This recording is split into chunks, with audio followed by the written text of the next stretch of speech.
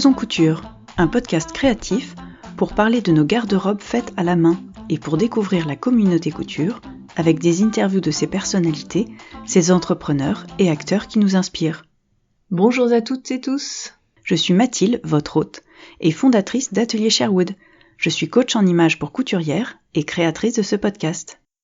Bonjour les filles, bonjour Paloma, bonjour Julie, et merci d'être là aujourd'hui pour ce 3e épisode sur la lingerie. Et donc nous accueillons aujourd'hui Fiti You. Hello Mathilde. On est super contente de participer à ce podcast. On a écouté les autres épisodes avec attention et émerveillement. C'était vraiment chouette et du coup on est honorés de venir nous aussi. Ouais, merci beaucoup. Est-ce que, alors déjà, comme je vous expliquais en off, j'ai écouté 2 de vos lives sur Instagram où vous parlez beaucoup de votre parcours, entre autres de comment vous en êtes arrivé là. Malgré tout, est-ce que vous pouvez nous faire un petit récap un peu rapide, l'âge de votre entreprise et puis comment vous en êtes arrivés là toutes les deux? Alors un petit récap rapide, c'est que oui, on a toutes les deux étudié dans le domaine du textile, donc c'est une carrière qu'on a choisie et on s'est formé pour. La lingerie, du coup, on y est arrivé par divers chemins. Mm-hmm. Et c'est vrai que c'est un domaine qui nous attire beaucoup l'une comme l'autre, je crois, par le côté très technique de la lingerie. Parce que contrairement à un vêtement qui a un tombé, la lingerie, il y a une question de maintien, d'élasticité, donc c'est vraiment c'est une autre technique de modélisme et c'est vraiment passionnant en fait au quotidien. Mm-hmm. Et toutes les deux on travaillait dans l'industrie textile et en tout cas pour ma part, je me suis rendu compte que j'aimais beaucoup la transmission en fait de mes collègues qui m'ont formée, qui m'ont transmis leurs techniques et qui m'ont appris à être la modéliste que je suis aujourd'hui. Mm-hmm. Et j'avais envie en fait de retourner à la passion de base, donc le faire soi-même, parce que c'est vraiment un état d'esprit en fait, que ce soit de la couture, du tricot, du crochet ou même du bricolage. Moi j'aime faire moi-même et j'avais envie de retourner à cette base, de transmettre aux personnes pour leur apprendre à faire elles-mêmes en fait. Et donc comment au milieu de votre parcours industriel, on va dire, vous est venue l'idée de tout arrêter et de lancer Fiti You? Ça s'est fait en plusieurs étapes. Déjà, on s'est rencontrés toutes les deux, donc on travaille chez Chantel en Île-de-France. Mm-hmm. On a travaillé pendant plusieurs années ensemble, et moi j'ai eu envie de changer géographiquement, de changer de région. Ouais. Donc je suis partie vivre à Toulouse, donc je travaillais pour une autre entreprise de sous-vêtements, de lingerie. Et en fait, on voulait pas perdre le lien amical avec Paloma. Donc on s'est lancé dans un petit défi déjà personnel, à savoir si on pouvait créer un projet toutes les deux. Ouais. À distance, en bossant le soir et le week-end. Et du coup, à la base, on réfléchissait pour peut-être créer une marque de lingerie finie. Ouais. Et on a vite vu les contraintes, que ce soit la production, l'approvisionnement des matières premières, le stockage. On s'est pas senti les épaules pour le faire. Ouais. Et du coup, on s'est posé la question déjà, est-ce qu'on peut, nous, à la maison, coudre nos sous-vêtements et voir ce que ça donne. D'accord. Et de là, vous vous êtes dit, allez. Ouais, c'est ça. Et puis c'était de faire les essais dans différentes matières, de voir ce que ça pouvait rendre et de se dire ça a l'air de fonctionner sur différentes matières, ça a l'air de fonctionner avec nos vieilles machines. Enfin vraiment, je crois que la mienne doit avoir bien 20 ans. Tout est mécanique. Mais malgré tout, on arrive à faire des choses vraiment très chouettes avec. Et c'était cette idée du faire en fait, mettre à l'honneur le faire. Et aussi parce que venant de l'industrie, on voit aussi toutes les dérives qu'il peut y avoir de surconsommation et de surproduction, Ouais. de tout ce que ça engendre en matière de pollution, en matière éthique. Et on s'est dit c'est vrai que rendre quelque part la noblesse au faire et ce super pouvoir de couturière de pouvoir adapter, ajuster. En fait c'est un ensemble. C'est et l'amour du faire et l'amour de se dire c'est génial d'avoir ce pouvoir et de pouvoir adapter vraiment à soi, de créer pour soi en fait et de sortir de ce qui peut être proposé parfois en magasin, parce que des fois on trouve vraiment ce qu'on veut, des fois on va trouver sur des sites de seconde main et c'est génial, mais des fois on trouve pas, et quand on trouve pas c'est tellement magique de pouvoir le faire en fait. Ouais. Et du coup, pouvoir mettre ça, c'était quelque chose qui nous animait et même en travaillant encore en parallèle en tant que salarié, c'est vrai que moi je sais que quand j'en parlais à mes collègues, ils me disaient à chaque fois que tu parles de FitYou, parce que je m'en suis jamais caché que j'avais ce projet à côté, ils me disaient t'as des étoiles dans les yeux quoi, c'est quelque chose qui t'anime beaucoup plus. Et Ouais. c'est sûr, déjà c'était la lingerie, depuis toujours c'est quelque chose qui me fascine, c'est des petites pièces, comme disait Julie, c'est très technique. Moi j'ai une passion pour la fermeture, pas forcément que parce que ça apporte un galbe particulier, etc. C'est aussi parce que je trouve ça magique de voir comment la force d'une matière métallique avec la souplesse du tissu, comment ça s'allie, comment ça va apporter un certain galbe, comment on peut transformer le corps. Comme je crois que tu en parlais dans un live il y a pas très longtemps, comme du contouring en fait. Et moi je trouve vraiment que ce soit la lingerie, que ce soit les vêtements, en fait, selon comment est placée la découpe, en lingerie, 5 mm, 5 mm, si c'est plus ou moins sur la partie bombée de la poitrine, ça va te donner une impression de décolleté empire ou de quelque chose de très couvrant.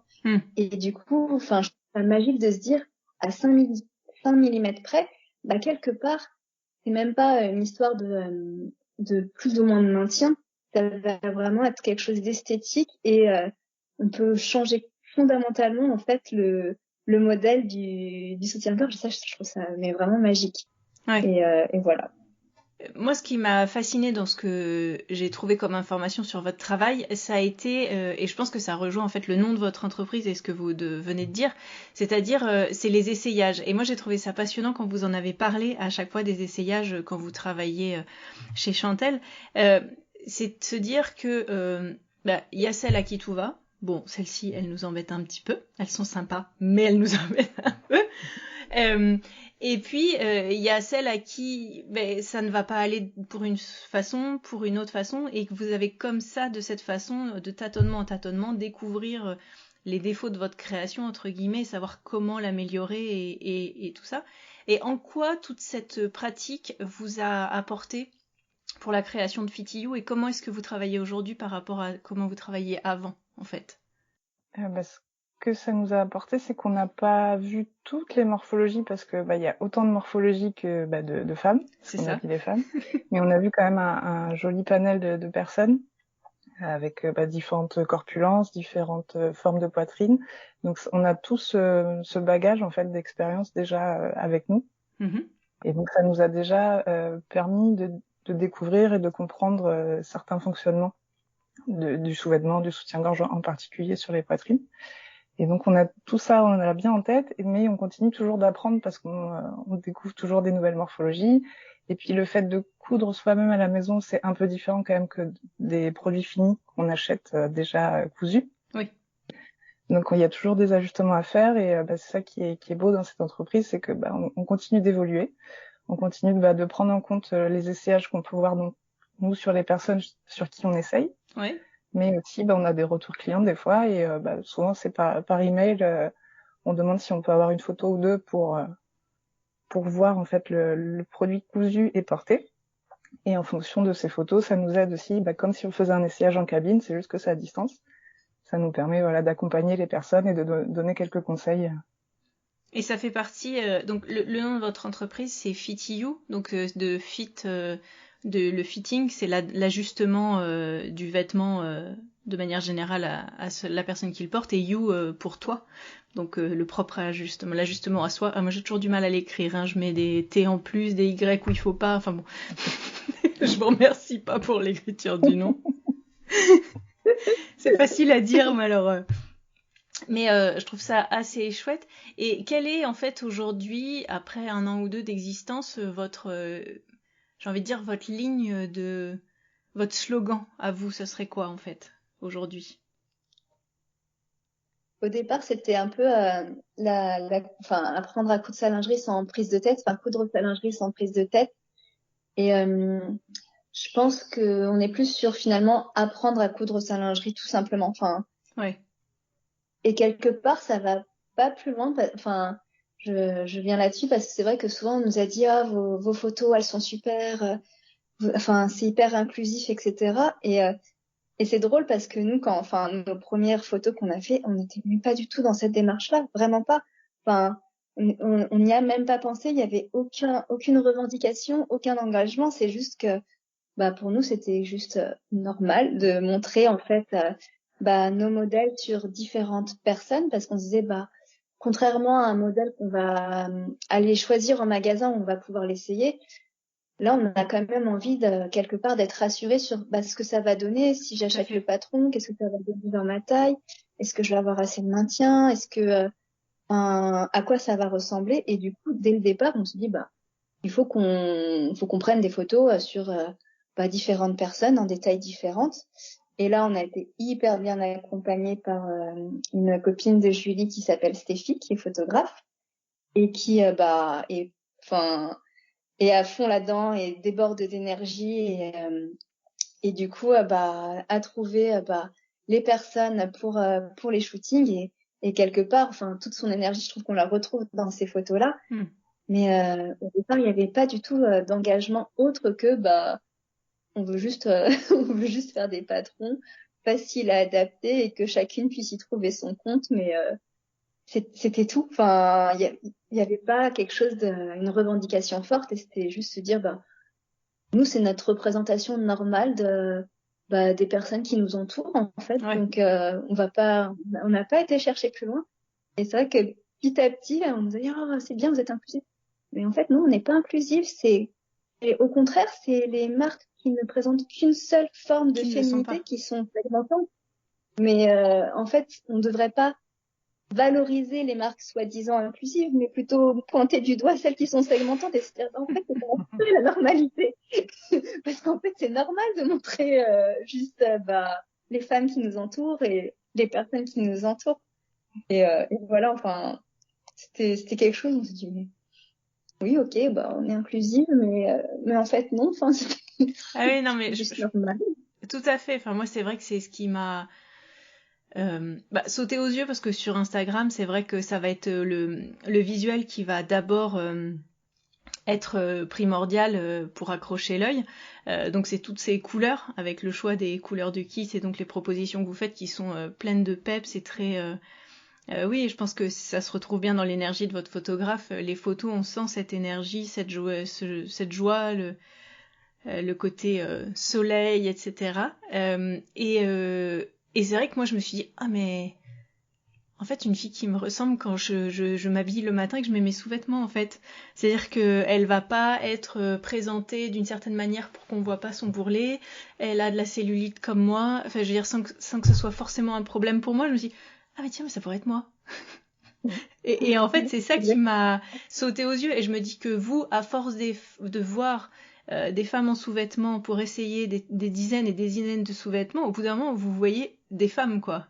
Un décor de personnes avant tout, plutôt que se dire, celle-ci, elle est plus, celle-ci, elle est moins, celle-ci, elle correspond pas, etc. Et c'est clair que c'est en ça que je trouve qu'Internet, c'est intéressant. Enfin, Instagram, c'est de réhabituer notre œil à une forme de normalité, de naturel. C'est ça. De rééduquer son regard. C'est vrai que parce que là j'ai travaillé chez Decathlon pendant quelques temps et du coup non seulement j'étais donc Decathlon dans leur ADN il y a quand même la pratique sportive qui est hyper importante et là en plus j'ai habité à la montagne donc c'est quand même un environnement où il y a beaucoup de sports outdoor et les gens sont quand même particulièrement sportifs donc Decathlon plus environnement outdoor forcément on était sur des personnes assez sportives et ça et c'était normal pour tout le monde. Enfin, je dis pas que c'est pas bien ou quoi, mais qu'une femme enceinte à 8 mois de grossesse fasse encore du ski, alors que et c'était celle qui voulait faire attention, qui était un peu pointée du doigt. En fait, je crois que dans la majorité des femmes, on ne fait plus de ski évidemment. C'est très bien pour faire des choses, mais je pense que si on regarde la majorité, c'est pas ça. Et la taille de base, c'était la taille 40. Et je me rappelle, quand on organisait des essayages, donc on prenait des personnes en intérim. Et des fois, quand la personne partait, les personnes non modélistes disaient mais elle est dans le taillant, elle est pas un peu grosse ou non, mais en fait, il faut juste que vous éduquiez votre regard parce que elle est juste en taille M, donc c'est une taille juste. C'est même pas une taille de fou quoi. Enfin, on est vraiment sur du basique. Enfin, les tailles les plus vendues en France, même chez Decathlon, c'est la taille M et la taille L. Donc, alors vous avez peut-être l'habitude de voir que des tailles 36 en photo, mais il va falloir rééduquer votre regard à ce qu'est la normalité en fait. Et c'est vraiment ça. Et nous, c'est vrai que dans nos photos, on voulait juste des filles comme nous, enfin, dans lesquelles on se reconnaisse et on se dise ouais, c'est chouette, enfin, parce qu'à travers les photos, effectivement, dans le choix des couleurs, on voulait apporter de la joie, comme avec le nom des modèles, qui sont des noms de cocktails. Même si je ne bois pas d'alcool, parce que l'apéro, c'est un moment festif. On voulait des photos festives et on voulait en fait véhiculer cette joie en fait, que ce soit dans l'apprentissage, dans le savoir-faire, dans le fait de porter les vêtements cousus main, dans le fait de s'accepter, même si le message de départ était pas forcément acceptez-vous à tout prix, mais bon, c'est quand même chouette quand on se sent représenté et qu'on se dit pas oh là là, j'ai de la cellulite. Oui, mais en fait, la cellulite, je crois que 95% des femmes en ont. Donc, c'est ça. Oui, puis anatomiquement, c'est normal. Puis les filles qui ont accepté de poser pour nous, ce sont pas forcément des mannequins professionnels, c'est des sœurs, des amies, des copines de copines. C'est vraiment des filles à qui on a présenté le projet, on a présenté l'état d'esprit et qui ont dit go, on vient, on veut poser. Ouais. Et du coup, pour ces filles-là, on a cousu les parures donc que vous voyez en photo, on les a cousues sur mesure pour elles. Donc justement, on a fait comme quand on coud son patron de couture fichu à la maison, on a ajusté le tour de dos avec le tour de bonnet, on a fait les adaptations nécessaires pour que le modèle final aille bien à la personne. Donc on a vraiment réalisé ce même processus et c'est chouette de voir que ça se ressent autant sur les photos et que nous aussi on a joué parfois les mannequins selon les séances et c'est vrai qu'on a chacune des complexes et ces moments-là nous permettent aussi de passer outre ça. Ça permet de s'accepter, de voir en tout cas son image autrement, photographiée par une personne qui a un œil très affûté sur cette bonne énergie, cet événement vraiment lumineux et coloré. Donc c'est des chouettes moments à chaque fois. La question des tailles, justement, vous utilisez un système qui n'est... Alors, vous doublez à chaque fois, vous utilisez aussi les tailles du commerce, donc 80B ou des choses comme ça, dans la dénomination sur chaque patron à chaque endroit, mais vous utilisez un système un petit peu différent. Est-ce que vous pouvez nous l'expliquer et comment vous en êtes arrivé là en fait? Comment vous vous êtes dit, on veut faire autre chose qui, à mon avis, moi j'ai un peu regardé, je trouve ça finalement assez plus simple peut-être. Comment ça se passe et quels sont les retours aussi? Ça fait beaucoup de questions à la fois. Ce qu'on avait remarqué, c'est que souvent quand on utilise par exemple pour les soutiens-gorge le chiffre et la lettre, donc par exemple 90 A, B, C, D, parfois le chiffre collé à la lettre, ça fait peur. On peut ne pas accepter de se sentir en bonnet D. Psychologiquement, ça peut être une barrière psychologique, la lettre. Et du coup, nous, on a repensé tout notre présentation.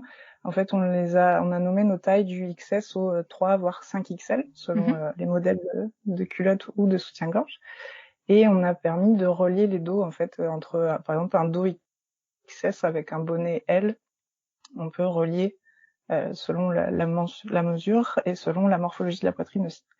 On s'est dit que ça permettait peut-être de simplifier déjà la prise de mesure et le rapport qu'on peut avoir avec la taille qu'on trouve dans le commerce. Et honnêtement, nous, on est obligé quand même de donner des noms aux tailles. Donc là, XS, S, etc. Si on pouvait, on donnerait le nom d'un émoticône, arc-en-ciel, licorne. Voilà, si on pouvait casser cette dépendance en fait du rapport de la taille au confort avec soi-même, avec son corps. On aimerait peut-être trouver une formule différente, mais on est obligé de nommer les tracés. En fait, c'est juste des tracés de patron qu'on nomme. Et ça ne reflète pas sur la personne en elle-même. C'est vraiment pour donner des volumes correspondants. Donc en fait, il y a donc vous utilisez les lettres donc de S à 5 ou 6 XL. Et donc, vous différenciez la taille du bonnet et la taille du tour de dos, plutôt que d'utiliser un chiffre et une lettre comme dans les magasins, dans l'industrie. Donc là, en fait, on va choisir un dos, on va choisir un bonnet, et comme on le fait sur mesure, et donc on peut choisir, on n'a pas besoin de les pré-grouper. C'est-à-dire que dans le commerce, ils sont déjà groupés, c'est pour ça qu'ils sont des chiffres et des lettres. Et donc là, nous, on choisit nos deux éléments et on les assemble ensemble. C'est ça. Après, il y a parfois des ajustements, évidemment, puisque nos patrons sont faits à partir d'une base de taille, on va dire. Mais une personne qui va avoir le même volume de bonnet, mais une poitrine beaucoup plus étroite qu'une autre, potentiellement aura besoin de pincer davantage le dessous de bras. Enfin, il y a des ajustements qui sont normaux, et c'est ok en fait d'ajuster le patron. Enfin, c'est le super pouvoir de la couture aussi, c'est de pouvoir ajuster. Donc même si le patron ne va pas bien du premier coup, c'est pas grave. On fait ces petits ajustements. On demande des conseils si on a un peu perdu, et puis nous on répond, et voilà. Mais c'est vrai si on avait pu partir sur des emojis, ça nous aurait très bien été aussi. En plus, je pense que ça aurait pu être encore plus festif. On aurait pu mettre des petits fruits, faire quelque chose toujours dans la joie et la bonne humeur, quoi. Chips, cacahuètes, bretzel, pistache, tu vois, un petit truc comme ça. On a commencé la réflexion. Un peu ont besoin de se raccrocher à ce qu'elles connaissent aussi. Donc c'est pour ça que là on a indiqué à peu près les correspondances de taille, sachant que évidemment selon les marques du commerce, toutes ne taillent pas de la même manière, et qu'en plus de ça, chacune, enfin il y a les mensurations bien sûr, mais ça dit pas tout, puisque ce ne sont que des chiffres. Et j'avais pris l'exemple d'un appartement. Alors, tu vas en Irois avec ton appartement. Et tu peux avoir un appartement de 100 mètres carrés. Oui. La chance, parce que c'est grand, 100 mètres carrés. Mais il peut être agencé en L.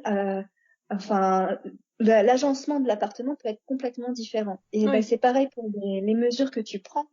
Et d'autant plus la mesure poitrine, qui est une mesure pas toujours évidente à prendre, surtout quand on a une poitrine plus importante ou tombante. C'est des mesures qui sont pas forcément évidentes à prendre, alors qu'un tour de bassin, un tour de taille, le tour de dessous de poitrine, ce sont des mesures relativement simples. Mais c'est vrai que celle de poitrine n'est pas facile, et donc il y a vraiment cette notion de regarder aussi à peu près comment est sa poitrine, parce que il y a aussi est-ce que c'est une poitrine lourde, est-ce que la texture de la peau est ferme ou pas, parce que malgré tout c'est des notions qui sont pas du tout prises en compte dans les chiffres, et qui ont un impact en fait sur le bien-aller du modèle, et comment on va se sentir dedans, etc. dans la journée. Et c'est pour ça d'ailleurs que nos essayages, on ne peut les faire que sur des mannequins vivants, enfin des vraies personnes qui vont vivre aussi dedans.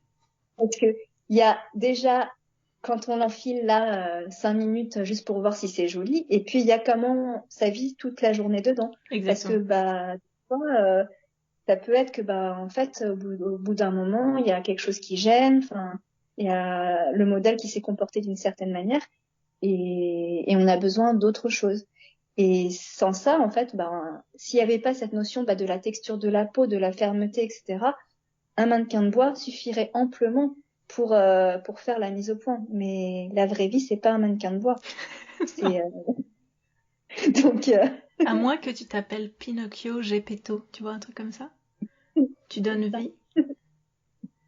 Ouais. Mais là non. Là non.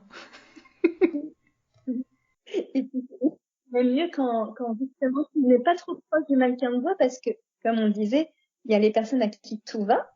Ils sont très proches d'un mannequin de bois où il y a rien qui bouge, rien qui dépasse. Mais dans la vraie vie, c'est pas ça. Et du coup, nous, on a besoin de vraies personnes, parce que c'est comme ça qu'on aura la mise au point la plus juste et la plus appropriée pour la majorité d'entre nous.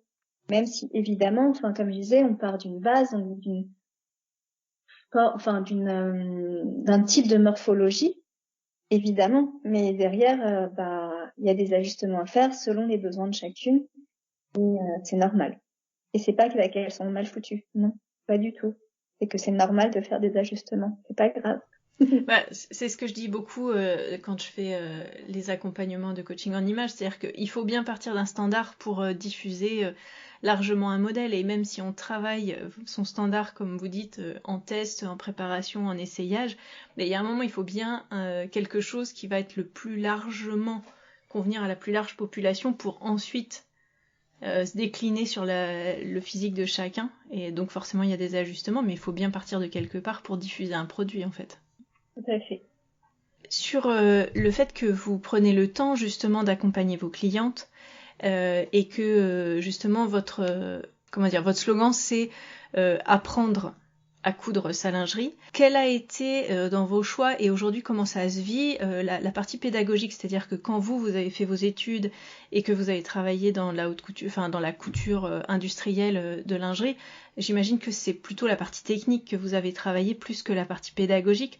Comment ça vous est venu d'avoir envie d'accentuer sur la pédagogie, et aujourd'hui vous avez l'air d'avoir plaisir à partager ça, vous allez nous dire comment peut-être dans vos produits, mais voilà, ça prend quelle place aujourd'hui et pourquoi, comment? Mais la pédagogie, en fait, a toujours fait partie de FitYou, de l'ADN de FitYou, parce qu'on savait que en créant des patrons, en créant des tutoriels, même le plus détaillé possible, et nous on utilise et des photos et des textes pour accompagner dans les tutoriels, on sait bien que l'intégration de l'information peut être différente d'une personne à une autre. Il y a des personnes plus visuelles, d'autres qui sont plus textuelles. Donc déjà, on essaye de vraiment proposer des tutoriels clairs, simples et accessibles. Donc c'est déjà un début de pédagogie dans la démarche. Et c'est vrai que la pédagogie, enfin l'envie de transmettre ce qu'on nous a transmis, a toujours fait partie de nos discussions toutes les deux. Et rien que dans le monde de l'entreprise, souvent quand il y avait des nouvelles personnes, on avait tendance à les former, à leur transmettre déjà le process et les informations pour qu'elles puissent elles-mêmes être autonomes derrière. Et c'est franchement la suite logique du coup, mais pas dans le monde industriel, mais dans le monde du do-it-yourself à la maison.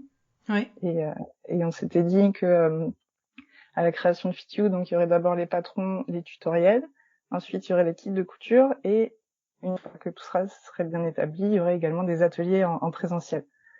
Et donc ça a mis un peu plus de temps que prévu, mais là ça y est, les premiers ateliers ont eu lieu où justement on peut échanger en direct, en physique et sous la machine avec les élèves.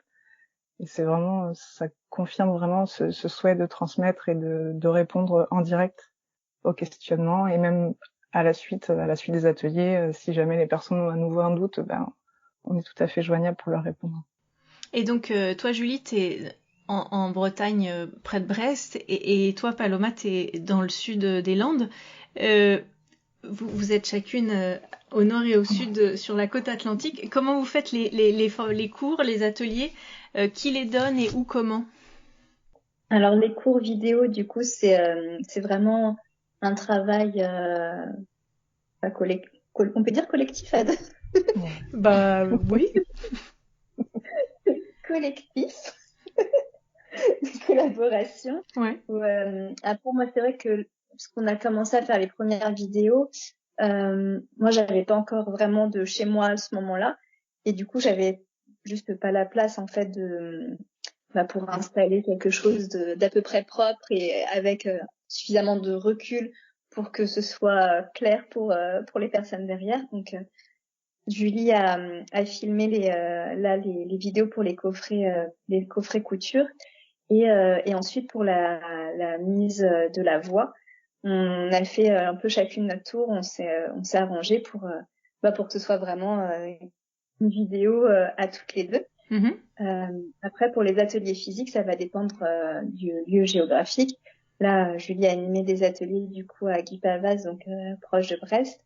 Et moi, j'envisage d'animer des ateliers à Biscarrosse et à Bordeaux, parce que je suis à 1 heure et demie de Bordeaux, selon la localisation dans Bordeaux. Mais du coup, déjà proche de chez nous dans un premier temps, tout simplement parce que d'un point de vue logistique, c'est plus facile. Bien sûr. Et puis, il n'y a pas les coûts de transport, de logement à rajouter. Que forcément, on essaie de voir la location du lieu, d'arriver avec le matériel. Il y a aussi notre temps à nous, puisque même si on a dans une utopie la plus folle, on n'aurait pas besoin de se rémunérer et on pourrait transmettre simplement et partager tout ce qu'on a appris avec nos études ou avec nos années d'expérience. Mais malgré tout ça, oui, on a besoin d'être rémunéré pour le faire, pour pouvoir continuer à le faire. Donc voilà, faut qu'on prenne en compte aussi tous nos coûts pour C'est ça. que ce soit le plus pérenne possible. Ouais. Donc plutôt louer des lieux ou plutôt être consultante dans un lieu qui donne déjà des cours? C'est ce que tu fais toi, Julie. Tu viens dans un atelier qui existe déjà en fait, c'est ça? Qui existe déjà, mais que je loue quand même pour l'occasion. Parce que du coup, on privatise la partie atelier. C'est un grand espace, mais on privatise quand même une partie, donc je loue. Et oui, l'avantage, c'est que c'est à 15 minutes du bureau, donc très facile d'accès. On peut avoir des allers-retours assez rapidement. Et puis c'est vrai que les élèves, même après, si elles veulent commander par exemple un petit kit après leur atelier pour remettre en pratique ce qu'elles ont appris, je peux leur déposer dans ce tiers-lieu. Et c'est vraiment très pratique, et ça permet aussi d'avoir un lien en direct localement. Oui. Et si voilà, c'est un plus du quotidien. Ouais, et puis développer les rapports humains localement, etc. C'est important. Et puis selon les préférences des personnes aussi, il y a des personnes qui sont plus à l'aise par exemple avec des vidéos qui peuvent être rejouées en replay plusieurs fois, et il y a des personnes qui sont plus rassurées quand on est vraiment à côté, qu'on a la machine aussi pour donner les conseils tout de suite sous la machine. Donc ça dépend vraiment des préférences de chacune. Et il y a tout type d'élèves, donc c'est ça qui est chouette aussi. Et tout à l'heure on parlait de pédagogie, donc c'est très très sympa, c'est une super expérience de transmettre, mais de recevoir aussi les retours, parce que c'est aussi nos élèves qui font de la pédagogie envers nous, parce que on est créatrice, on a encore jamais on n'avait pas fait encore de formation de formateur, etc. Donc on a aussi des retours, et nous aussi on apprend et on évolue comme ça. C'est vraiment à deux sens en fait. Tout à fait. D'ailleurs, c'est vrai qu'on a entre les tout premiers patrons qu'on a fait et là les derniers, les tutoriels ont aussi évolué, mais ça c'est simplement grâce au retour des clientes, quand on voyait des questions qui revenaient, ou c'est vrai que maintenant systématiquement on fait tester nos patrons à d'autres couturières, donc même si le tutoriel est déjà prêt, le patron est quasiment abouti, mais en fait on organise des tests pour qu'elles puissent nous dire s'il y a des endroits où ça coince, où elles comprennent pas trop, comme ça on peut mettre à jour les tutoriels. Et c'est vrai que le fait d'avoir plusieurs personnes, ça permet vraiment de compléter, puisque chacune a sa propre sensibilité, et on se dit tout comme on a des standards pour nos patrons, là ça nous permet de se dire si là les 5 personnes ont compris, a priori ça devrait bien se passer. C'est ça. Ça n'empêche qu'il peut y avoir des questions derrière, mais en tout cas nous on est plus sereine quand on sort notre patron en disant voilà, là on devrait être pas mal. Et c'est vrai que tous leurs retours ont fait évoluer nos tutoriels au fur et à mesure du temps. Et là récemment on a ajouté des tailles sur 2 de nos patrons de bas, et on s'est dit quitte à rajouter des tailles, on va revoir le tutoriel quoi. Ouais. Et c'est vrai que même comme ça on s'est dit ah ouais on a évolué quand même, c'est quand même super maintenant. Mais du coup c'est chouette aussi de se dire de voir l'évolution. C'est bien, nous aussi on évolue. Oui, tout à fait. De toute façon, c'est ce que disait Julie, si vous avez commencé tout juste à donner des cours, dans 6 mois, 1 an, vous aurez évolué, et ce que vous proposez aujourd'hui sera encore alors mieux, je sais pas, mais qui sera différent, et en tout cas plus mature, plus mûri, peut-être plus complet, puis on apprend de l'expérience, justement de l'expérience du passage d'informations aujourd'hui, quoi. Tout à fait. D'ailleurs, sur la pédagogie, vous avez évoqué, donc aujourd'hui, avec vos patrons, vous avez des tutoriels. Vous avez aussi des petites astuces couture sur votre site. Et donc, vous avez un cours de couture avec des box, c'est ça? Oui, on a créé des coffrets, mon cours de couture lingerie, oui. D'accord. Et donc, avec la box, il y a des vidéos, c'est ça? Oui, c'est ça, ouais. C'était pour répondre à une demande en fait de mercerie qui aurait souhaité. Il y a plusieurs merceries avec qui on avait eu contact qui auraient souhaité proposer des patrons pochettes pour leurs clientes, mais n'avaient pas forcément la connaissance en fait des matières nécessaires ou des fournitures adaptées. Et du coup, suite à ces différents retours, pareil, on a réfléchi à quelque chose qui pourrait être proposé en mercerie sans que eux aient besoin de proposer ou de commander différentes matières et fournitures. Et l'avantage du coffret, c'est que tu as de la dentelle, les élastiques nécessaires, donc soit pour coudre une culotte, soit une brassière. Et tu as le patron imprimé qui est inclus dedans, ainsi que la vidéo. Comme ça, les merciers et mercières sont assurés que leurs clientes ont tout le nécessaire sous la main et que qu'après elles auront des informations chez elles, qu'elles peuvent nous contacter pour ensuite différentes questions. Et ça permettait que les merceries n'aient pas besoin de passer commande de matières et fournitures dont elles ne sauraient pas forcément que conseiller pour coudre sa lingerie. Et vous avez des bons retours justement par les merceries sur ces kits ? Oui, on a eu plusieurs retours. Ouais. C'est encore un nouveau produit, donc il est encore peu distribué. Mais c'est vrai qu'il y a quelques merceries qui nous ont fait confiance et pour l'instant on a eu des super retours. Donc ça, c'est vos kits qui sont dans une boîte, il y a tout. En fait, on achète ça et on est bon. Parce qu'en fait, le système de votre site, par ailleurs, c'est des kits, j'ai envie de dire, mais où là, il y a des options. Est-ce que vous pouvez expliquer un petit peu comment ça fonctionne chez vous ? Bien sûr. En fait, c'est vrai qu'au départ, on était parti sur proposer uniquement des patrons en disant, tiens, une culotte, c'est simple, et puis on peut découper dans un vieux t-shirt, comme ça, toujours dans cette démarche, on produit pas plus de déchets, ce sera très bien. On a une brassière en chaîne et trame, justement en disant, tiens, les filles, elles pourront utiliser leur chute d'autres projets de couture et en plus, ce sera facile de trouver des imprimés assez sympas. C'est beaucoup moins évident pour les matières adaptées à la lingerie en général. Et du coup, au départ, c'était ça l'idée. Et très vite, on s'est rendu compte qu'il y avait énormément de questions sur les fournitures, les matières à utiliser pour coudre la lingerie. C'était vraiment ça qui pêchait et qui était le plus difficile finalement. C'était même pas la partie couture, c'était vraiment la partie approvisionnement des matières. Du coup, on s'est dit, effectivement, enfin, on a cette connaissance de quel élastique va où, enfin comment faire. Et là aussi, les kits ont évolué puisqu'au départ, c'était un kit qui comprenait l'ensemble des fournitures, un kit plus complet, mais où du coup, souvent, on avait la question de mais il me manque la doublure rigide. Et en fait, elles avaient utilisé le fond coton pour la culotte. Donc, en fait, c'était pas assez clair encore pour chacune de quelle matière, à quel emploi, doit se placer à quel endroit, parce que en fait, ça change fondamentalement le produit si on n'utilise pas les bonnes matières, encore plus que dans le prêt-à-porter. Alors du coup, on était très pointilleuse là-dessus. Non, faut vraiment utiliser ce type de doublure parce que sinon, en fait, notre modèle n'ira pas. Et on pourra rien faire. On est désolé. Là, il faut vraiment utiliser ce qu'il faut. Et c'est comme ça que c'est venu. En fait, c'était vraiment l'idée de se dire, ça va faciliter la vie des personnes d'avoir un kit selon le projet. Donc, parce si on a envie de coudre une culotte, on n'a pas forcément besoin du cache armature, pas forcément besoin des agrafages. Enfin, selon le projet qu'on a, on n'a pas besoin de tout. Donc, on s'est dit, on va faire un kit culotte, un kit brassière, un kit soutien-gorge avec les besoins selon les projets. Les métrages ont été calculés en fonction de nos patrons, mais évidemment, ça peut correspondre à d'autres patrons de lingerie puisque les matières sont sensiblement les mêmes que pour d'autres patrons. Sur le même type de projet, pour le coup.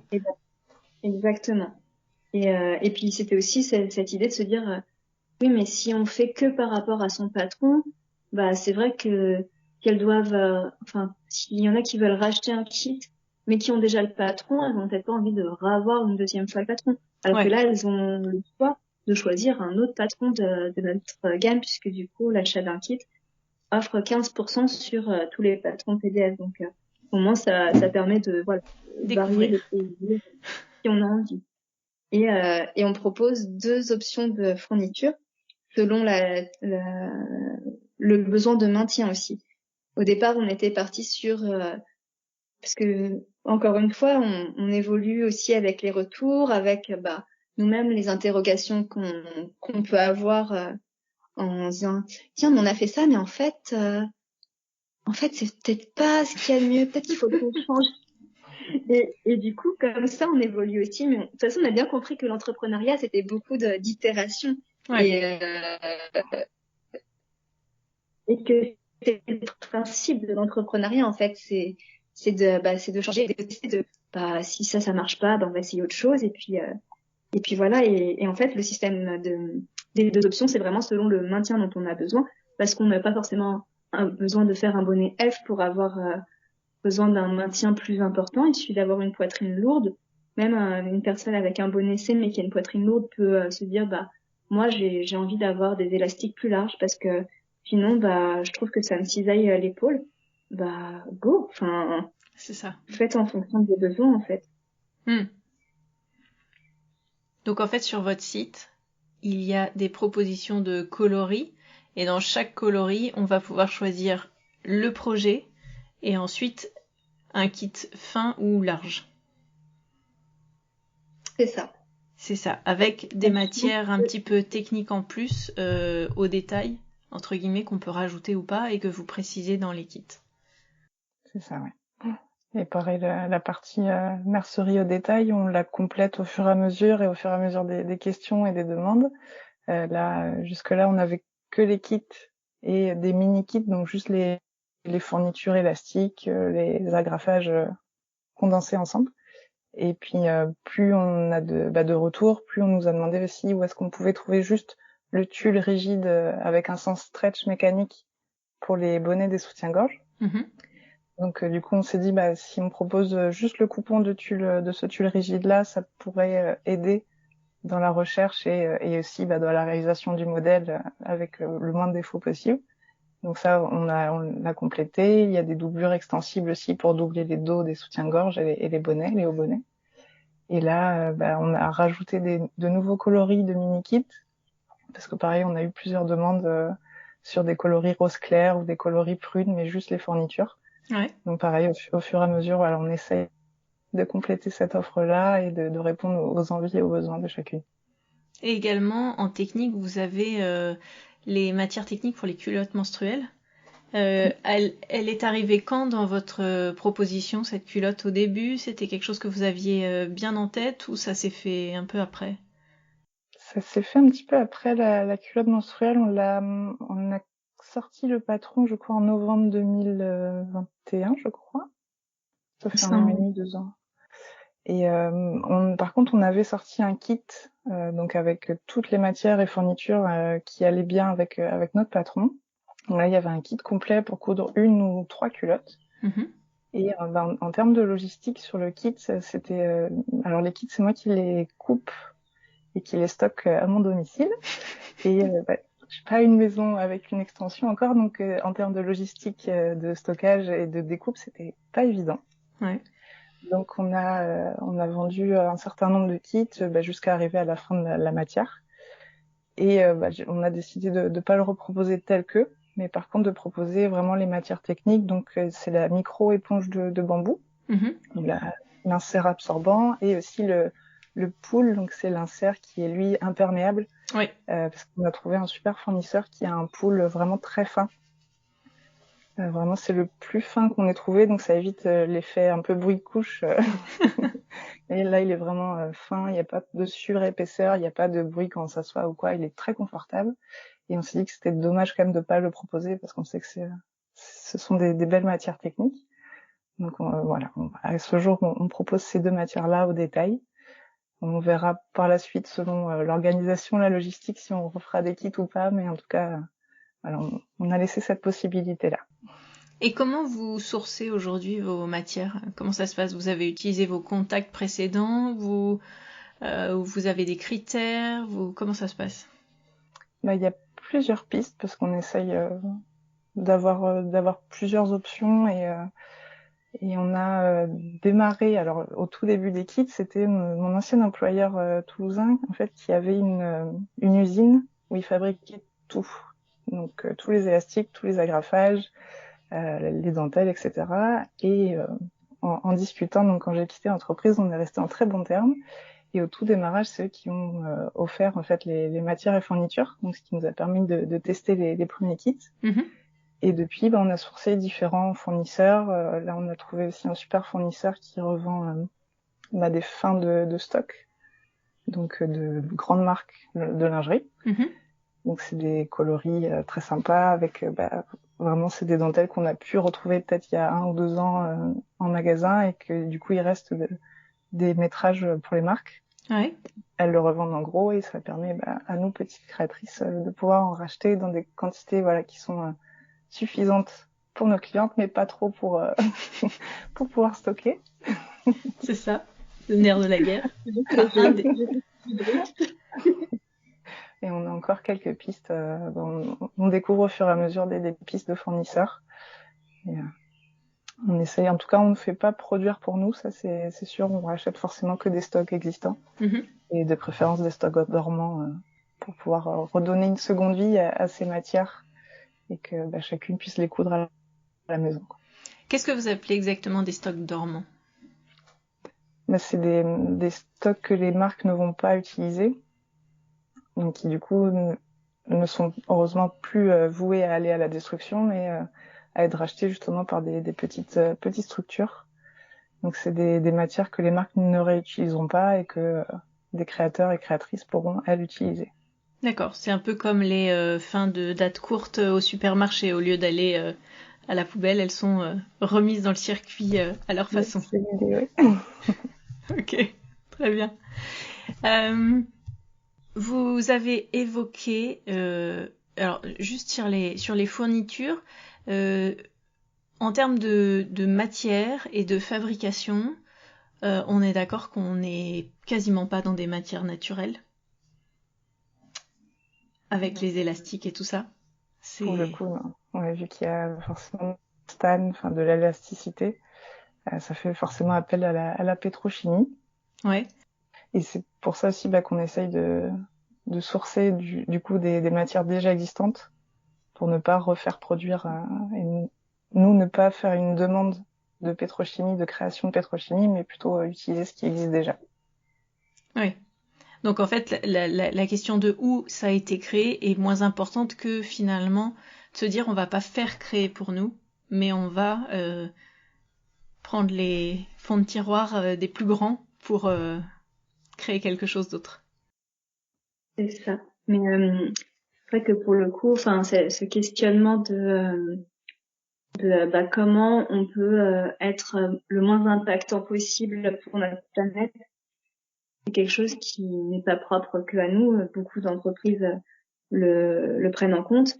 Et pour le coup, je sais que chez Decathlon, il y a des personnes vraiment, qui consacrent énormément de temps à ça. On dit souvent, il faut produire plus local, mais alors, pour le coup, Decathlon, c'est international, donc local, qu'est-ce que c'est? Est-ce que c'est Europe? Est-ce que c'est Asie?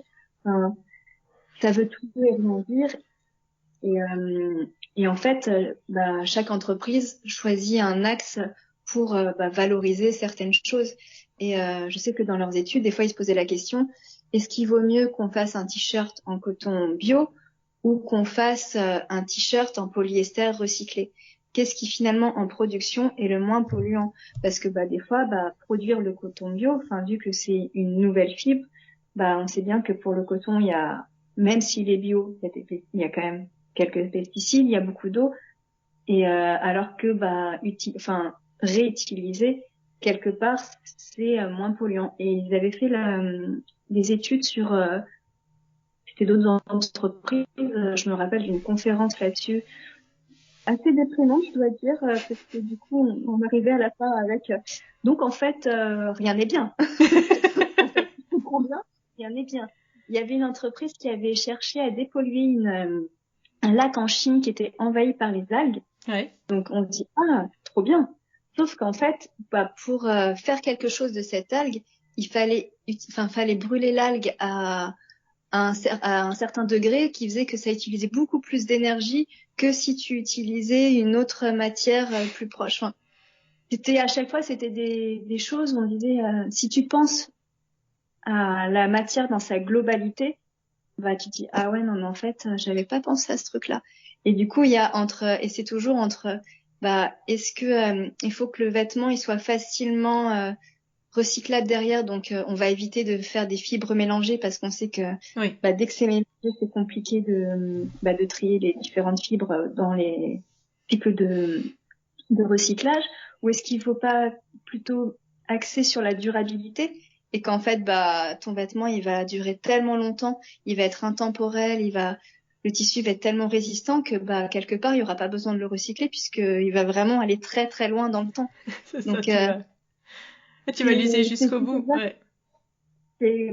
C'est quel axe on favorise. Et je sais qu'il parlait d'un nouveau business model, mais je crois qu'ils sont pas tous prêts et ça va dépendre des marques.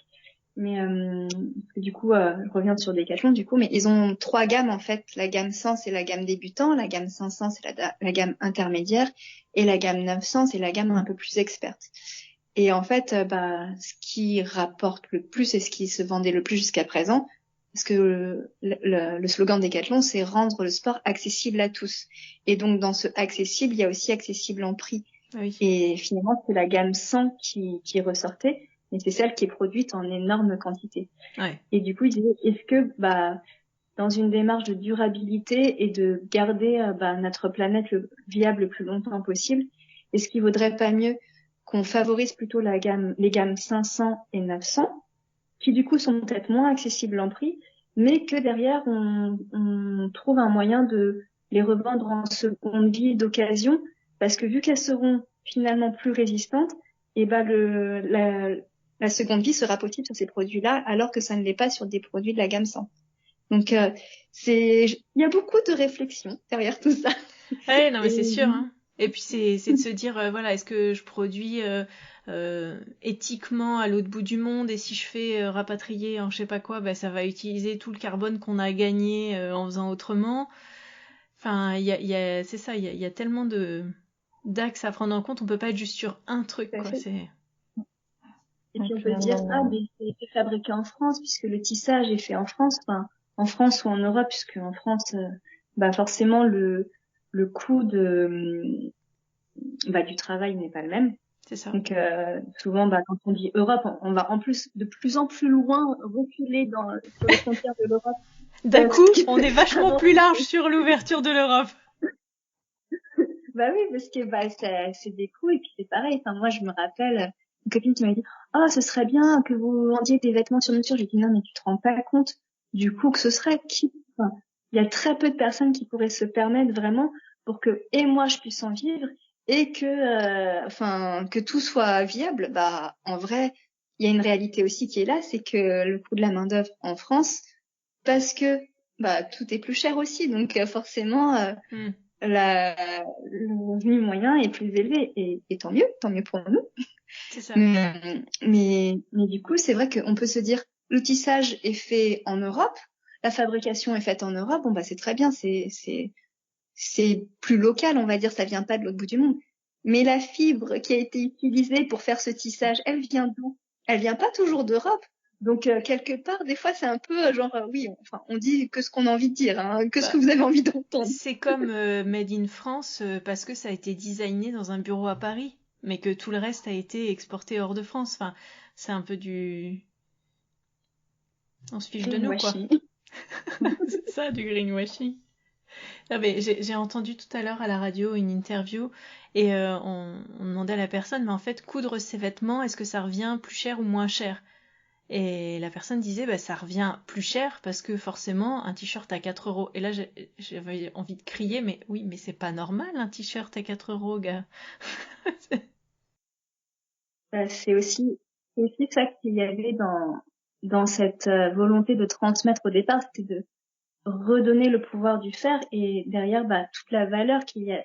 Parce que quand on coud son vêtement, quand on coud son sous-vêtement, on se rend bien compte en fait. Effectivement, la lingerie, c'est des petites pièces, alors on pourrait se dire c'est aussi cher pour aussi peu de tissu. Oui, mais en fait, il n'y a pas que le peu de tissu, il y a tout le savoir-faire, tout le bien-aller, toute la minutie qu'il faudra pour le coudre, pour qui justifie le prix quelque part. Et c'est vrai qu'on n'a plus l'habitude de ça. Et il y a on en parlait avec Oran qui est Sioux-preneuse, je crois. Oui, c'est ça. Qui j'ai eu un trou de mémoire là. On a fait un podcast ensemble à l'automne. Oui. Ouais, c'est ça. Exact. Et du coup, on en parlait et je disais, c'est vrai que quand on va chez le coiffeur, en fait, on voit le coiffeur, même souvent des coiffeuses en vrai, c'est ça. qui on voit le temps qu'elle va passer. En fait, on se rend compte de son travail parce qu'on le voit. Ouais. Alors que dans un vêtement, quelque part, on ne voit pas ce qui est fait, on ne voit pas toutes les opérations. De l'extraction du fil, du tissage, tous les intermédiaires qu'il peut y avoir, on ne voit pas leur métier, c'est complètement invisible et du coup c'est difficile de se rendre compte de la valeur des choses quand on ne voit pas ce que c'est. Même nous aujourd'hui couturières, en fait, cette partie-là, on la voit pas non plus. On voit pas l'extraction de la matière première, le tissage, la teinture et tous les intermédiaires, imprimeurs, revendeurs, etc. quoi. Tout à fait.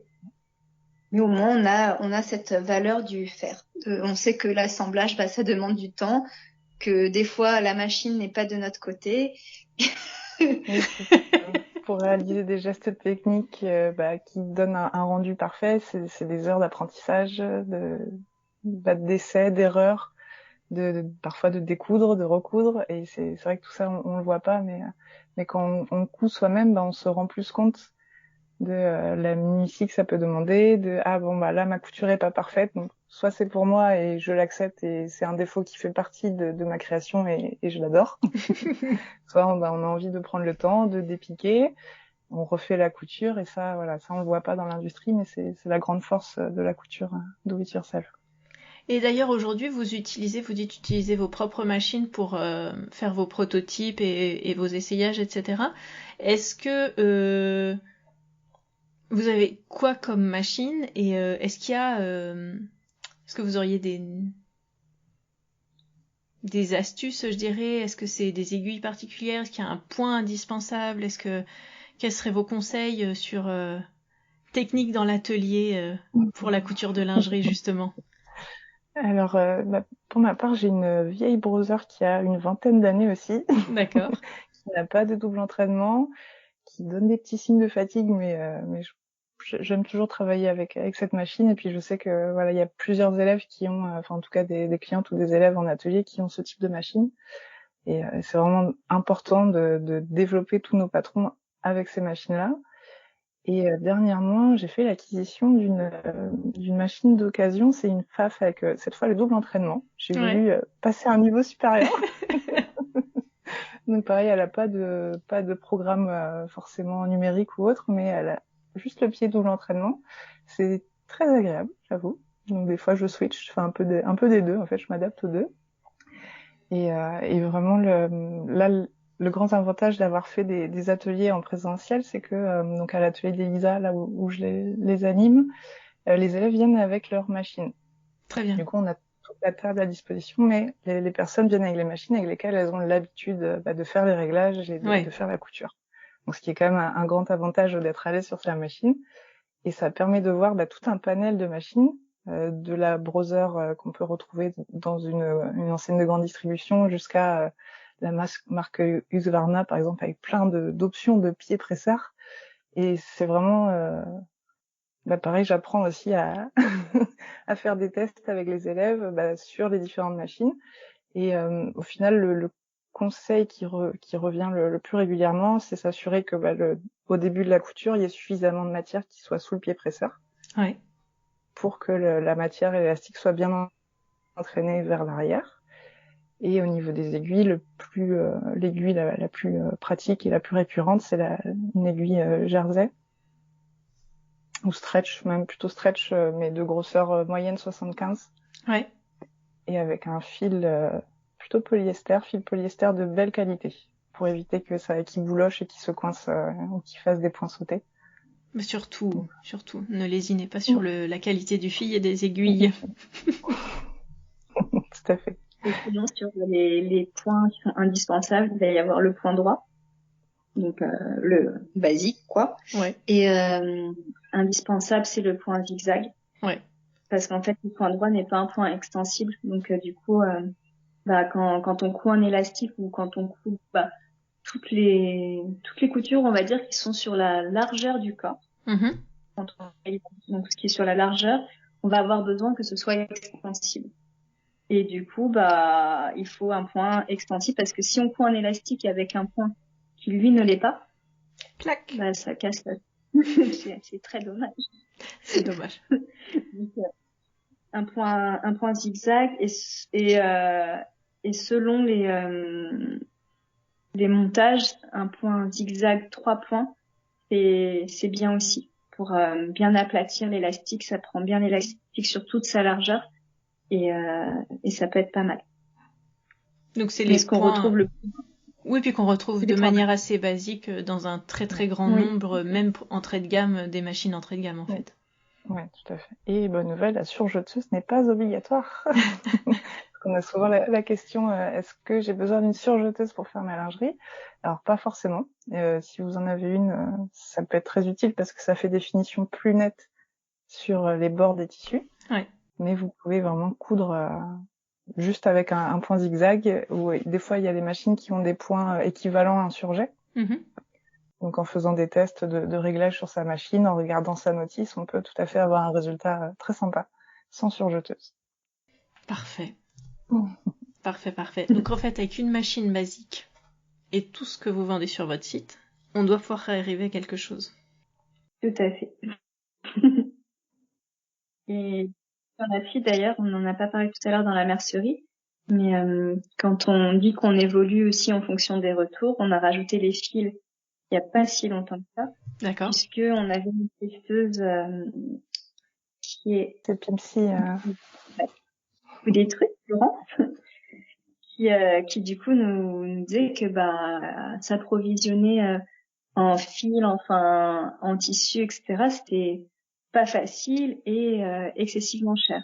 Et du coup, c'est vrai qu'on se fait la réflexion que on n'a pas toute une mercerie à côté de chez soi. Ouais. On n'est pas tout en ville et que des fois on a envie aussi d'être sûr que la couleur du fil qu'on va prendre va être vraiment assortie avec son tissu. Et c'est comme ça, c'est de sa remarque qu'est venue l'offre des fils sur notre site. Donc c'est vraiment à chaque fois, des retours qui nous font aussi évoluer, quoi. Oui, c'est important d'avoir un point de vue différent qui nous permet d'enrichir l'expérience. Vous avez parlé sur Instagram de l'envie à terme justement de développer la pédagogie. Et comment qu'est-ce que vous avez envie de transmettre? Est-ce que c'est des points techniques? Est-ce que c'est l'accompagnement pour un patron en particulier? Qu'est-ce que c'est votre envie et vos rêves? Alors, ça va être en 2 temps. Enfin, 2, 3 temps. Plusieurs temps, en tout cas.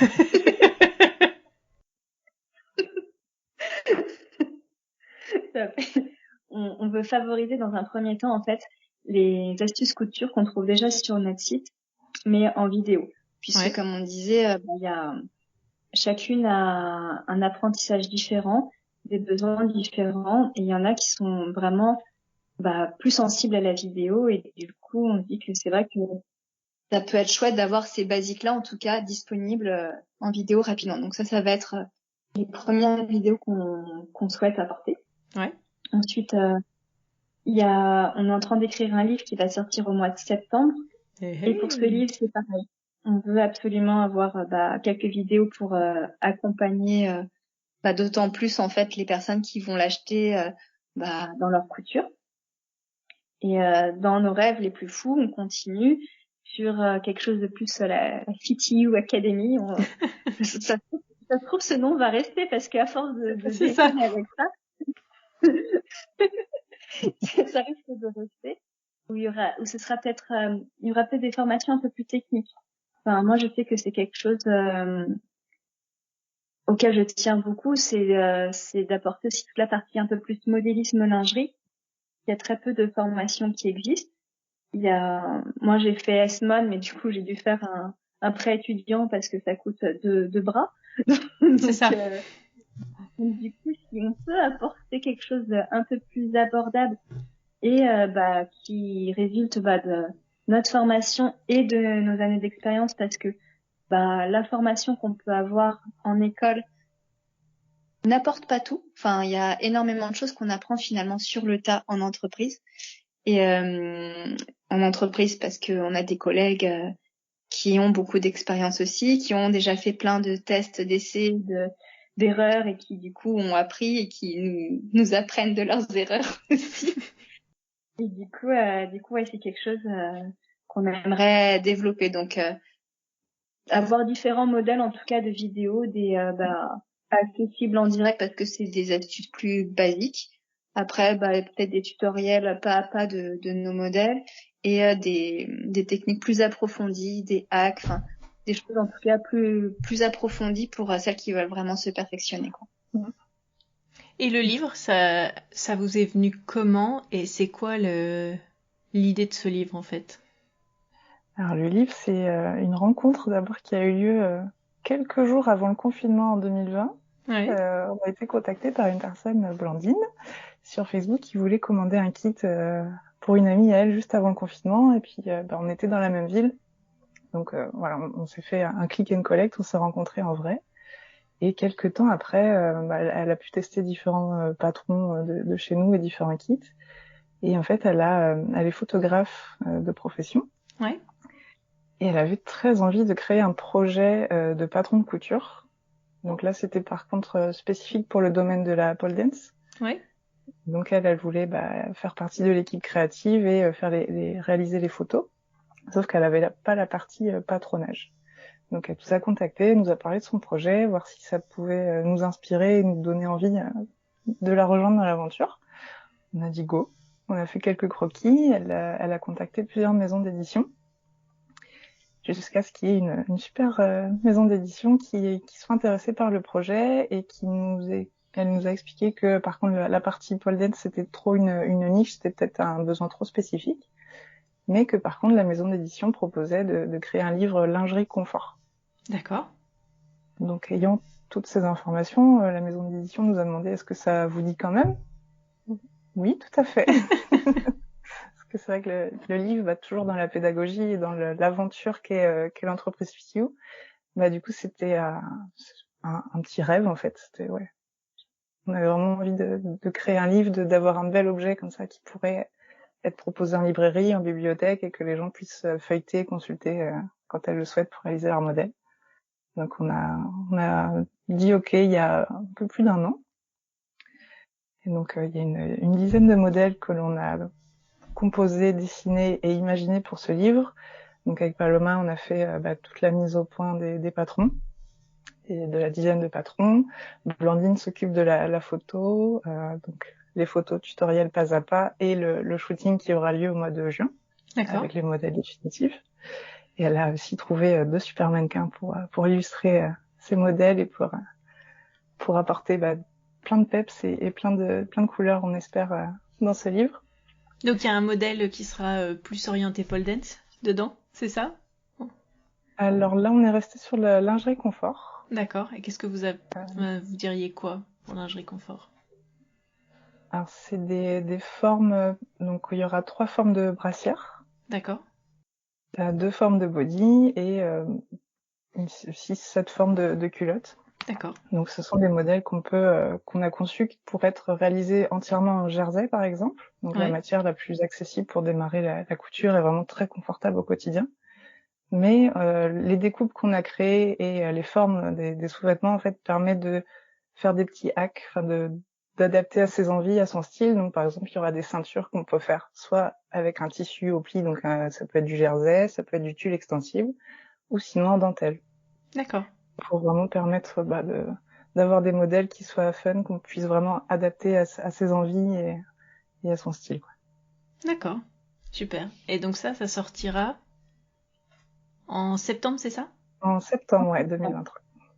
Bon. Et du coup, volontairement, on n'a pas proposé de soutien-gorge avec armature, puisqu'on était vraiment dans cette démarche de du confort et un peu du monde de l'athleisure, quoi, enfin de cette mouvance un petit peu de voilà, on enfile ses sous-vêtements comme ça et on se pose pas trop la question et mais voilà, on peut tout à fait les adapter selon les tissus choisis. Ce sera complètement différent au final parce que déjà les couleurs peuvent changer complètement un modèle, mais l'association des matières tout autant. Donc voilà, on espère en tout cas que les modèles plairont aux lectrices autant qu'ils nous plaisent à nous, parce que ils sont presque, c'est des basiques au final, ouais. Mais hyper simple à porter au quotidien. C'est vraiment là pour le coup, on est vraiment dans la lingerie du quotidien, dans dans le plus basique de ce que ça peut vouloir dire. Et il y a aussi une culotte menstruelle du coup dedans, puisque ça fait partie du quotidien de nombreuses femmes encore. Donc c'est voilà. Ça. Bon, super. Donc on suit ça sur votre compte Instagram pour savoir quand est-ce que vous aurez les premiers visuels, les premiers livres et de quoi et quand acheter quand ça sortira. Est-ce que Paloma, tu nous disais une passion pour les armatures, je repense aux deux premiers épisodes de ma petite série lingerie. C'est un sujet qu'on a pas mal évoqué et je pense qu'en effet en lingerie c'est la partie technique qui peut effrayer le plus ou qui peut questionner le plus. Est-ce que tu peux nous dire toi comment tu envisages ça et comment tu partages avec joie sur le sujet, si j'ai envie de dire. C'est vrai que quand j'ai du coup, parce que j'ai fait S-Mode du coup et j'avais pris la spécialisation lingerie justement parce que c'était la spécialisation qui me semblait la plus technique et que oui, j'entends bien que ça puisse faire peur, mais moi c'était justement ce que je trouvais le plus passionnant de dire oh là là, ça va être génial. Ça va être compliqué, c'est parfait. Et les armatures, je trouve que c'est fou parce que en fait, je me rappelle d'une intervention d'Art Martin, donc c'est un fournisseur d'armatures, qui était venu nous voir à l'école et la première question qu'il nous avait posée, comme quoi il avait fait une très bonne intro puisque je me rappelle, il nous avait demandé à quoi sert une armature. Très bonne accroche. C'est vrai que quand on apprend à parler en public, apparemment l'accroche est très importante et commencer par une question, c'est une bonne chose. Et bien la preuve que ça marche, puisque je m'en rappelle. Et du coup, tout le monde avait répondu à apporter du maintien. Ils avaient dit pas nécessairement, puisque effectivement quand on regarde les brassières de sport, il y a pas nécessairement d'armature. Et pour autant, c'est pour faire du sport, donc c'est pour faire, pour bouger encore plus que dans la vie quotidienne, donc où on a besoin d'autant plus de maintien que dans la vie quotidienne, j'ai envie de dire. Mais l'armature, en fait, ça apporte surtout un gaz quelque part. Donc c'est ce qui va un peu façonner la poitrine de la personne, et c'est ce qui va faire parfois que quand elle va se regarder dans le miroir, parce que malgré tout, on a ce côté c'est joli, le rond est beau, la poitrine est recentrée, et c'est ce que on nous a appris à trouver joli en tout cas. Oui. Plutôt qu'une poitrine naturelle. Et dans l'armature, il y avait tout ça. Et en fait, en étudiant les armatures, du coup, chez Chantel, et en continuant avec des modélistes plus expérimentés, c'était de découvrir que selon les tailles, du coup, il y a des diamètres différents. Parce que en fait, quand on développe une coque, je crois que le carrousel est déjà passé là-dessus, il me semble. Parce que du coup, j'ai programmé des choses, mais je sais plus ce qui est déjà passé. Je crois que j'ai vu quelque chose passer. En fait, il faut imaginer en gros un cône. Et sur ce cône, il va y avoir les différentes profondeurs de bonnet. Et donc, du coup, ça veut dire qu'on a la même orientation de pince, peu importe finalement la taille, mais que ce qui va changer, c'est où on se situe sur le cône. C'est ça qui va faire la profondeur. D'accord. Et l'armature, forcément, si elle est plus resserrée, elle va apporter plus de projeté que si elle est plus ouverte, puisque ça va être un galbe beaucoup plus naturel. Déjà, ça, c'est des choses que je me dis, c'est fou que ce petit bout-là de métal, enfin, puisse changer la donne comme ça sur un soutien-gorge. Je trouve ça passionnant. Et en plus de ça, il y a évidemment l'ouverture de l'armature, donc si elle est plus ou moins resserrée, si le diamètre qu'on lui confère est plus ou moins important. Et il y a aussi forcément est-ce qu'elle est plus ou moins haute en dessous de bras, parce que forcément sur un soutien-gorge plongeant, un push-up, on va avoir tendance à vouloir recentrer la poitrine, donc à avoir une armature plutôt haute en dessous de bras et très dégagée au niveau du milieu devant. Exactement.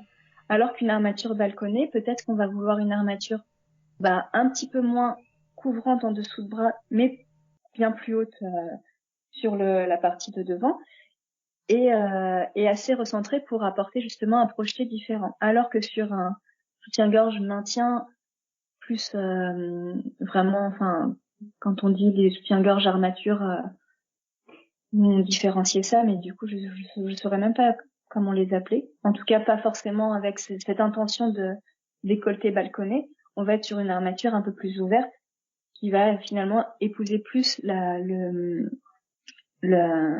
diamètre naturel de la poitrine et pas trop la comprimer pour pas apporter ce galbe supplémentaire. Et en plus de ça, dans les armatures, il y a justement le fil d'armature, enfin la matière dans laquelle est fait l'armature va être plus ou moins épais, droit, avec des formes différentes, et toutes ces formes en fait vont se comporter différemment. D'accord. Et ça va être plus ou moins rigide. Et du coup, pour une petite poitrine, une armature très rigide, ça peut être hyper inconfortable, puisque peut-être qu'on va se retrouver plus directement sur la cage thoracique. Ouais. Alors qu'une personne qui est plus en chair aura plus de moelleux pour accompagner l'armature, et du coup, elle va le ressentir d'une manière différente. Elle va peut-être avoir besoin de se sentir plus maintenue, parce que psychologiquement, elle se dira, si je sens l'armature, c'est que ça va bien me maintenir. Et de la même manière que à taille égale, enfin taille équivalente, deux personnes peuvent avoir une poitrine plus ou moins lourde, et la personne qui va avoir une poitrine plus lourde, l'ouverture va avoir tendance à s'ouvrir sur l'avant de la poitrine et elle va pas forcément apprécier. D'autres aiment vraiment avoir une armature qui plaque sur la cage thoracique. Donc ça dépend vraiment des préférences de chacune, des habitudes de chacune et de comment on a été éduqué aussi, puisque on a été éduqué finalement souvent à être un peu contrainte à avoir une armature assez resserrée pour justement apporter ce galbe, mais qui n'est pas forcément le plus naturel et le plus confortable en réalité dans la vie de tous les jours. Et du coup, je trouve ça passionnant, mais j'espère que j'ai pas perdu tout le monde. Non. Et c'est donc les deux modèles de soutien-gorge à armature qui sont dans votre boutique ont les mêmes armatures ou pas? Alors, nos deux patrons de soutien-gorge, donc c'est le Smoothie qui est la forme plongeante et le Cosmo qui est plus forme balconnet corbeille. Donc ces deux modèles, en fait, on les a conçus vraiment sans armature, parce que c'était l'origine des patrons Fitiou de soutien-gorge sont conçus sans armature. Donc ça veut dire que toute la mise au point qu'on a fait sur les patrons est prévue sans. Et par contre, on a eu pas mal de fois la demande de savoir si on pouvait y intégrer une armature. Oui. Parce que pour les finitions, pour que les valeurs de couture soient bien cachées, on utilise le biais cache-armature, ce qu'on appelle aussi le sanglage. Donc ce qui fait une finition très propre, même quand on ne porte pas d'armature dedans. D'accord. Et donc on a permis l'option en fait de pouvoir rajouter ou non une armature. Donc ce qui fait qu'avec ces patrons-là, sur notre site, on peut trouver en téléchargement libre la forme de l'armature qui correspond au mieux selon la taille. Très bien. Donc il est possible de rajouter en s'aidant de ce dessin-là, donc soit en regardant des armatures de ces soutiens-gorge qu'on ne porte plus et qu'on a dans le placard par exemple. On peut comparer ces armatures avec les dessins et faire les essayages dans le bonnet, dans le cache-armature. Par contre, à savoir que vu que ces patrons sont conçus sans armature, si on en rajoute une, il faut peut-être rajouter un petit peu de profondeur sur le bonnet. Oui. Parce que vu que l'armature a un petit volume supplémentaire, ça peut en enlever aussi sur le bonnet. D'accord. Donc ils ont été pensés sans armature. Et est-ce que vous avez envie de proposer un projet à venir réfléchi avec ? Tout à fait. C'est un travail qui est en cours. Alors le modèle smoothie, c'est un modèle plongeant, donc c'est vrai que le fait qu'il n'y ait pas d'armature, ça se ressent quelque part moins que le modèle Cosmo dans la mise au point, puisque le modèle Cosmo, forcément, vu qu'il monte plus haut sur la poitrine et qu'il est conçu sans armature, il ne plaque pas sur la cage thoracique. D'accord. C'est normal, c'est voulu. Et le fait de l'avoir étudié sans armature, au final, la mise au point, le bien aller, se comporte différemment que si l'armature avait été intégrée dès le départ. Et du coup, on a vraiment cette volonté, on se rend bien compte que finalement, la majorité des clients qui veulent coudre le modèle Cosmo, donc le modèle le plus couvrant, elles le font avec une armature, surtout dans les plus grandes tailles finalement. Donc là, on est en pleine recherche d'armatures qui pourraient correspondre, mais du coup, ça veut dire trouver les armatures pour chaque taille, avec la bonne rigidité pour chaque taille, et dans des quantités pas astronomiques pour nous, parce que sinon c'est compliqué. Mais l'idée c'est vraiment ça, et peut-être du coup à l'avenir que ce modèle-là n'existera plus et qu'on le remplacera par un modèle avec armature. Ouais. Pour éviter toute confusion, parce que c'est vrai que en croquis on se dit oui, mais les clientes elles vont jamais comprendre pourquoi c'est le même dessin, il y en a un avec armature, l'autre sans, qu'est-ce que ça change? En fait, la mise au point n'est pas la même, et ça se ressent encore plus dans les plus grandes profondeurs, puisque le poids de la poitrine n'est pas le même, et du coup ça se comporte complètement différemment. Ouais. Donc c'est un projet. Mais vu que là, du coup, il y a notre maillot de bain qui va sortir là au mois de mai, que le livre sort en septembre. Le temps, c'est ça? Voilà. Mais le projet est en tête. À nous de faire les petits croquis, de faire les essais et de sourcer les armatures. Parce que pareil, on veut, si on propose un soutien-gorge vraiment conçu avec armature dès le début, on veut proposer vraiment les armatures qui vont bien, et puis et l'avoir vraiment travaillé de A à Z avec cette structure-là. Ouais. Et aujourd'hui, une paire, parce que ça va souvent en deux, une paire d'armatures en mercerie, on paye ça combien moi si je vais acheter ça? C'est une très bonne question. D'accord. Non, c'était pour savoir un petit peu. Eh bien, nous n'avons pas la réponse. Donc suspense, quand vous en aurez dans votre boutique, on saura. Et puis, la problématique qu'il y a en mercerie, c'est que de toute façon, il n'y aura pas toutes les tailles. Ouais. Donc, il y a les tailles qui sont considérées comme standards, mais comme donc ça va correspondre peut-être à un bonnet B, C, voire D. Mais souvent, en fait, il n'y a pas les bonnets les plus profonds n'existent pas. Et après, je crois que sur Mercerie Express, sur Haskell, il doit y avoir des armatures, mais je sais pas jusqu'où ils vont. Ils ont plusieurs tailles, c'est sûr.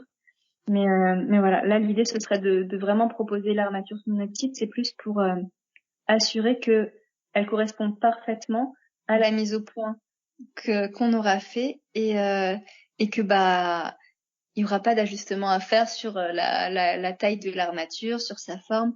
Ce sera vraiment adapté au patron, et que toutes les tailles du patron auront leur armature, et qu'il n'y aura pas besoin de chercher, de se dire ou de tâtonner, parce que c'est du temps aussi, et on sait que même si la couture lingerie est un plaisir pour la majorité de celles qui cousent, la recherche de fournitures et de matières, ça peut parfois être laborieux, et du coup, si on peut proposer quelque chose qui simplifie la donne, et on est là. Allons-y. J'avais envie de revenir sur l'inclusivité qui était quelque part normale ou évidente dans votre démarche. Vous avez participé à un projet qui s'appelle Bulle de mode avec une fille qui s'appelle Élise, princesse courageuse. Et vous avez aussi proposé sur votre site l'adaptation d'un de vos soutiens-gorge ou d'une brassière pour rajouter des prothèses pour les personnes qui ont eu une mastectomie. À quel moment vous avez... c'est des rencontres qu'on fait ça ou c'est des choses qui étaient importantes pour vous dès le début? Comment ça s'est fait? Ça a commencé par l'article de blog d'abord sur la petite brassière Cherry Vada. Ouais. C'était dans le cadre surtout d'Octobre Rose. C'est vrai qu'on est toutes sensibilisées en tant que femmes au mois d'octobre et à la sensibilisation au cancer du sein. Donc on s'était dit que c'était la force de coudre soi-même, c'est vraiment de pouvoir adapter ses modèles cousus à soi, à sa morphologie, à ses besoins. Donc on s'est dit que c'était important de pouvoir le proposer. Donc là c'est vraiment un hack du patron qui est disponible sur le site et on vous donne les pistes pour pouvoir transformer le patron et après c'est à vous de tenter, de voir et nous faire vos retours aussi une fois quand c'est cousu. C'est vrai qu'on aime bien avoir les retours pour voir si on peut rajouter des informations utiles. Mm-hmm. Et le projet Bulle de mode, ça part en fait d'une expérience personnelle. J'ai perdu mon petit neveu suite à plusieurs années de lutte contre un cancer pédiatrique. Mm-hmm. Et donc il a eu pas mal de traitements pendant 7 ans à l'hôpital, où les vêtements suite au traitement de chimio étaient vraiment agressifs sur la peau. Ouais. C'était plutôt gênant et c'est vrai qu'il y a plusieurs familles qui ont du mal à habiller les enfants parce que c'est un public jeune qui n'est pas encore autonome selon l'âge pour s'habiller, se déshabiller. Et en fait, dans ce parcours, j'ai rencontré une femme qui s'appelle Vanessa, qui est la maman de la petite Élise qui nous a quittés il y a quelques années également. Et Vanessa, en fait, a appris pendant le parcours de soins de sa fille, elle a appris à coudre pour créer des ouvertures sur les t-shirts parce qu'elle avait du mal à faire passer la tête de sa fille dans les t-shirts. C'était vraiment une gêne et c'était sa petite fille perdait en dignité en fait. Ouais. Dans son parcours de soins. Donc elle a appris sur sa machine, elle a appris elle-même à rajouter des boutons pression, à faire des ouvertures. Et aujourd'hui, plusieurs années après, elle continue, en fait, Élise a créé une association il y a quelques années. Et donc ses parents, Vanessa et Franck, continuent de faire des démarches auprès des hôpitaux qui soignent les cancers pédiatriques pour justement amener une bulle de mode à l'hôpital. Ouais. Et apporter aux familles, aux enfants et même aux soignants des solutions de couture qui permettent de faciliter le quotidien. Et donc c'est cette rencontre personnelle qui est amenée dans la participation à ce projet. Et on a fait pas mal de choses ensemble. Il y a des journées sur place avec des couturiers, des couturières d'une grande maison parisienne qui viennent donc en Île-de-France. Mm-hmm. La journée, on adapte des vêtements sur place ou alors c'est de la customisation. Ouais. Même sur des accessoires, des vêtements, les enfants choisissent et repartent avec leurs vêtements à eux 100% uniques. Et on a aussi trouvé un atelier de confection donc qui est dans le 93, qui s'appelle Modestime, Mm-hmm. qui a réalisé une première petite série de vêtements déjà adaptés. Donc, comme ça, l'association peut directement offrir aux enfants des vêtements déjà adaptés selon leurs besoins au quotidien. D'accord. Et votre rôle là-dedans, votre place, ça a été de participer de quelle façon? Alors au début, c'était juste donner un petit coup de main. Ouais. Donc j'ai fait quelques petits prototypes donc sur la base de la brassière par exemple qui s'ouvre sur le devant. Ouais. On a créé des petits prototypes pour les jeunes filles qui sont hospitalisées. Donc pour leur montrer que pendant leurs soins, si elles n'ont pas envie d'enlever forcément leur soutien-gorge ou leur brassière, Mm-hmm. on peut rajouter soit une ouverture, soit coudre un modèle sur mesure avec cette possibilité de cacher la poitrine pour avoir accès par exemple au port à cathéter qui est sur le torse. Ouais. Et puis par exemple pour les jeunes garçons aussi, on a cousu sur la base de notre boxer Mai Tai quelques prototypes avec l'ouverture sur le côté. Donc, Ouais. pour les enfants qui ont des plâtres par exemple, Ouais. qui peuvent pas s'habiller facilement. Donc voilà, ça a été quelques prototypes. Ça a été la création de quelques dossiers techniques pour l'atelier de confection. D'accord. Pour les aiguiller aussi sur le choix des matières, des fournitures et des étapes de couture. Donc pareil, des petits tutoriels étape par étape. Ouais. Et comme ça, c'est en apportant plusieurs petites pierres textiles professionnelles dans le monde de l'associatif et tout ça pour que les enfants, les familles puissent aussi gagner en dignité, gagner en autonomie et rester confortable en fait au quotidien. Super. Super, super. Et c'est des choses, on se dit, quand je t'entends, qui pourraient être adaptées à des personnes qui ont des handicaps moteurs, pardon, Ouais. de pouvoir s'habiller, des gens qui sont en fauteuil roulant ou des gens qui n'ont plus l'usage certaines parties de leur corps. Et c'est vrai qu'on est sur des adaptations du même style, en fait. Exactement, ouais. Même pour les personnes âgées qui ont très peu de mobilité, ça peut être un soulagement pour elles aussi d'avoir des vêtements adaptés. Ouais. Qu'on n'enfile plus par le dessus et tout. Avec des boutons pression. Et, ouais. Ouais. On revient au bouton pression. Oui. Bon bah super, super, super. En fait, ce qui est assez chouette, c'est que j'ai l'impression que vous avez, que ce soit des partenaires d'associations, que ce soit des rencontres de couturières, que ce soit des projets venant d'un peu partout, vous n'hésitez pas et au contraire vous nourrissez de toutes ces propositions. Alors je sais pas si vous vous en sortez dans votre temps, etc. Mais je pense que ça doit vachement vous nourrir. Mais en fait ce partage, cette ouverture, ça se ressent vachement dans ce que vous proposez et je trouve que c'est vraiment chouette quoi. Donc continuez. Merci. Continuez. Voilà. Est-ce que vous aviez envie de parler d'autre chose, de comment, je sais pas, qu'est-ce que ça vous apporte aujourd'hui, les retours de vos clientes, est-ce que vous aviez envie de parler d'autre chose, dites-moi. Bah, moi, je sais que ça me rend heureuse au quotidien de faire. C'est génial. C'est déjà vachement bien.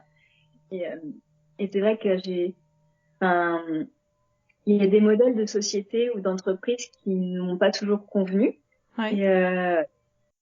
Et finalement, je trouve que c'est beaucoup plus facile de proposer autre chose à son image avec ses envies que de perdre de l'énergie à combattre un système qui ne nous convient pas. Ouais. Et du coup, je trouve que on est vraiment là-dessus sur voilà, on fait quelque chose qui nous convient à toutes les deux, où on discute ensemble de nos envies, de comment on envisage les choses et du coup ça nous permet d'avancer vraiment sereinement en étant vraiment alignés avec nos valeurs qui sont ce qu'elles sont. Enfin, c'est pas forcément les meilleures valeurs du monde ou j'en sais rien, peu importe. Enfin, il n'y a pas de jugement là-dessus. Non. Mais en tout cas, on est alignés et ça, c'est une grande force. Enfin, je sais que dans le quotidien, c'est vraiment quelque chose où ça fait du bien, quoi. Et puis, c'est vrai qu'on appelle souvent les couturières et couturiers aussi à réaliser leurs sous-vêtements pour prendre confiance en eux ou apprendre des nouvelles choses. Et en fait, si on vous appelle à ça, c'est que nous aussi, on apprend au quotidien, on prend confiance en nous aussi au quotidien. Et en fait, c'est ça, on est ouverte aux propositions, ouverte au retour, parce qu'on sait que dans tous les cas, que ce soit d'un côté ou de l'autre, côté créateur ou côté couturier, couturière, on va progresser ensemble et ça c'est chouette, ça laisse un bel espoir d'avenir et de progression ensemble en fait. Et la place, vous en aviez parlé et je sais qu'avec Milena on en avait parlé la semaine dernière. C'est rassurant pour vous de faire partie alors pas d'un groupement, mais de dire qu'il y a d'autres collègues qui font un travail comme vous, entre guillemets, chacune avec son univers. C'est quelque chose qui vous rassure, qui vous nourrit. Comment ça se passe ?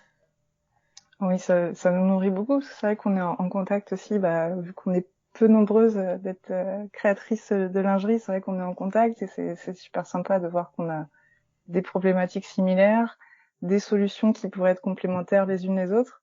Et je pense qu'on est, on est quand même bien dans le même état d'esprit et de partage, d'envie de progresser, de se conseiller les unes les autres.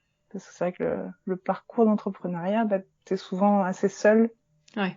Donc de savoir que t'as des collègues en quelque sorte qui ont le même quotidien, c'est rassurant et puis ça motive aussi de pouvoir discuter ensemble et on a de se voir en vrai. C'est vrai qu'on échange beaucoup grâce aux réseaux sociaux, grâce aux messageries et ça pourrait être sympa de se passer des moments aussi en vrai ensemble un en petit présentiel. week-end entrepreneur lingerie.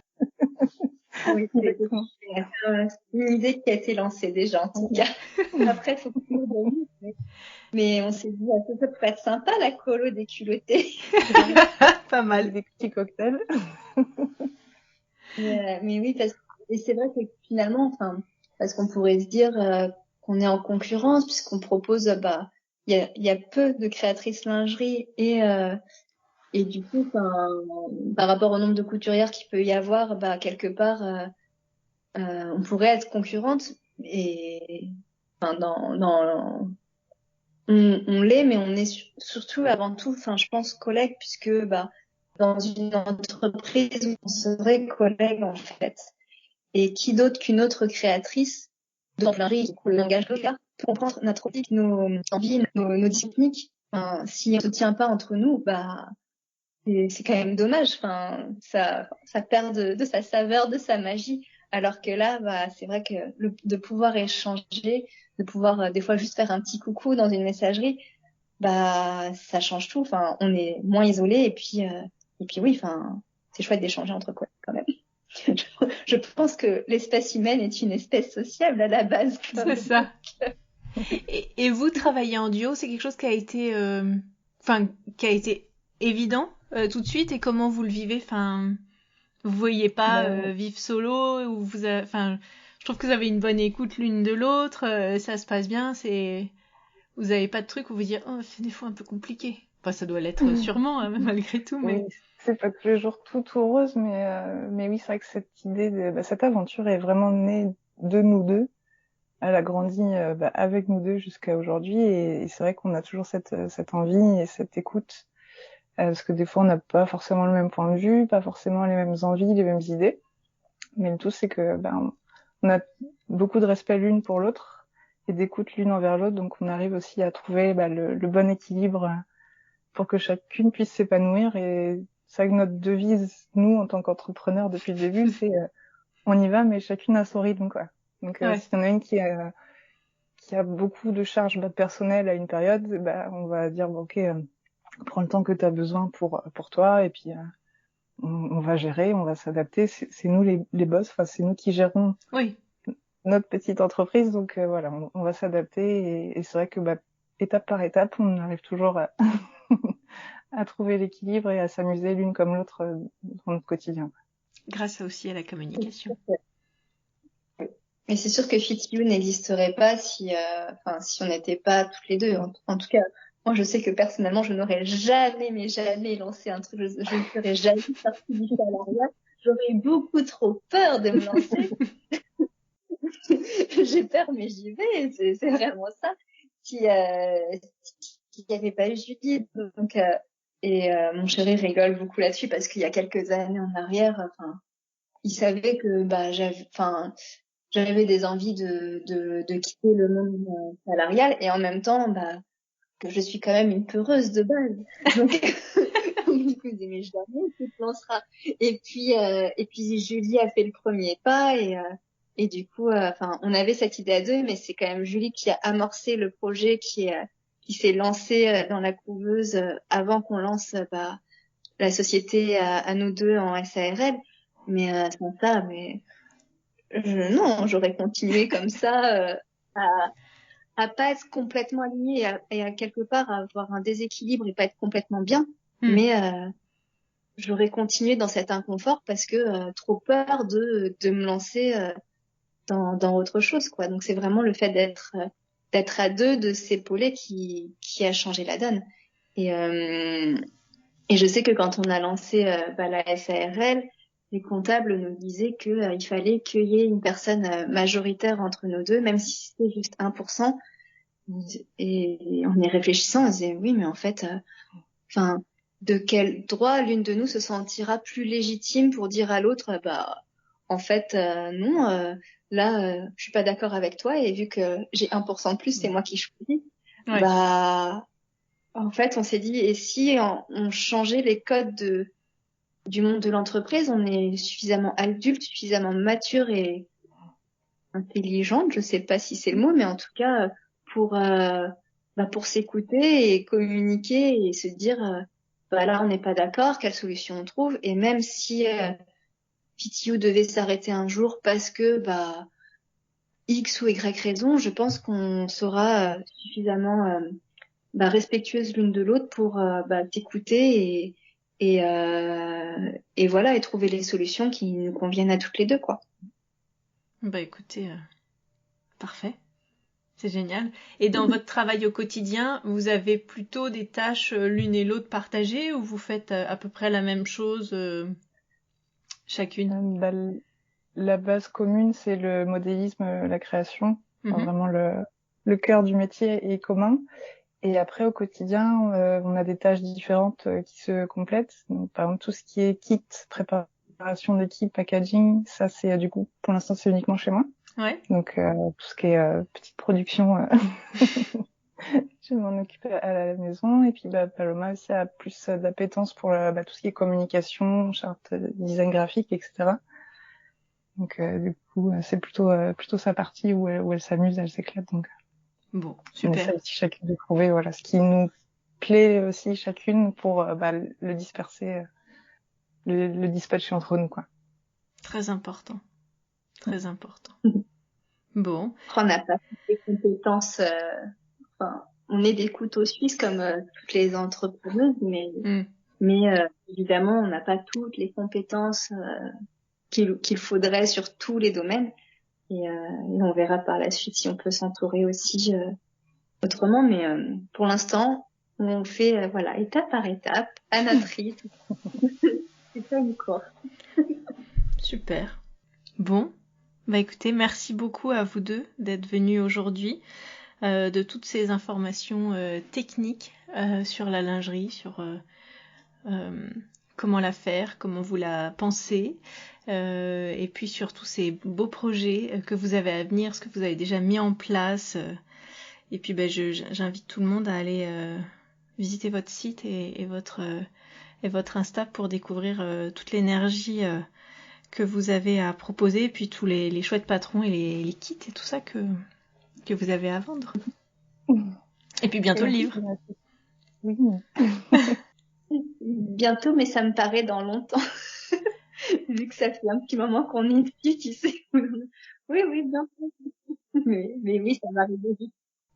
Ouais, je pense que les livres, c'est ça, ça mûrit, puis après on l'a fini, puis après il faut attendre que ça sorte, c'est un peu c'est un peu particulier comme temps. C'est bien aussi. Bon. Ça prend un autre rapport au temps, donc c'est bien. C'est ça. Et merci beaucoup à toutes les deux. Merci beaucoup à toi, Mathilde. C'était un super chouette moment. Je suis conseillère en images pour couturière. Je vous propose une formation coaching de groupe de 4 semaines. Vous pourrez prendre le temps de définir votre morphologie, découvrir vos couleurs, établir votre style et écouter vos ressentis.